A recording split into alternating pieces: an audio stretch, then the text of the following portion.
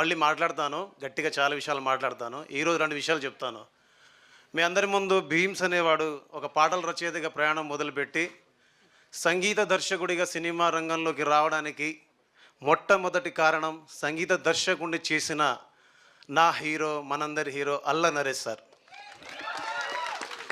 వయ్యారి black berry ఫోన్లే, వారే వహాలి బెర్రీ ఫోజులే, తోడ తోడ తోడ నన్ను చేసింది నన్ను తుక్కుడ తుక్కుడ తుక్కుడా, ఆడ ఈడ యాడ ఇన్నాళ్ళు తెల్వలేదు దీని జాడా, సర్రా లుట్ట గయ్యే సర్రా ఓ మేరా దిల్ లుట్ట గయ్యే సర్రా ఓ మేరా దిల్ లుట్ట గయ్యి సర్రా ఓ మేరా దిల్ లుట్ట గయ్యి.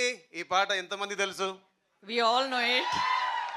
నాకు తెలిసి తెలుగు తెలిసిన వాళ్ళలో ఎవరు తెలియని వాళ్ళు ఉండరని నా స్ట్రాంగ్ ఫీలింగ్.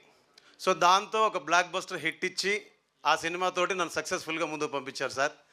దాని తర్వాత కూడా మళ్ళీ అవకాశం రాకపోతే బాబు ఓ రాంబాబు బాబు హే రాంబాబు బుర్రా మీసం కిర్రు చెప్పుల నవ్వాబు, దీనికి డాన్స్ చేయని మన అక్కలు చెల్లెళ్ళు లేరంటే అతిశయోక్తి కాదు. మంచోడు మంచోడి వంటే రాంబాబు, నువ్వు మంచం కిందికి దూరినవురా రాంబాబు, అల్లేదు సుల్లేదు అల్లుడి పేరు సోమలింగం, నలుగురిలో నన్ను అయ్యేవంట బోడి లింగం బాబు ఏ రాంబాబు బాబు ఓ రాంబాబు దమ్మిడి దిమ్మిడి దరువులేసే గరీబు.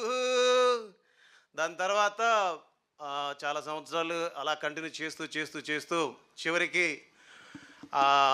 ఏ చెట్టు కిందనైతే ఏ నీడ దగ్గరైతే సీద తీరామో, ఏ చెట్టు కింద అయితే ఆసరా పొందామో, ఆ చెట్టు గాలిని పీల్చి ఇక్కడ ఊపిరి తీసుకున్నామో, తిరిగి ఆ చెట్టు నీడకి చేరి మళ్ళీ కలిసి పనిచేయడానికి ఈ ప్రకృతి కావచ్చు, మీరు కావచ్చు అందరు సహకరించారు. ఆ సినిమా పేరే 12A రైల్వే కాలనీ.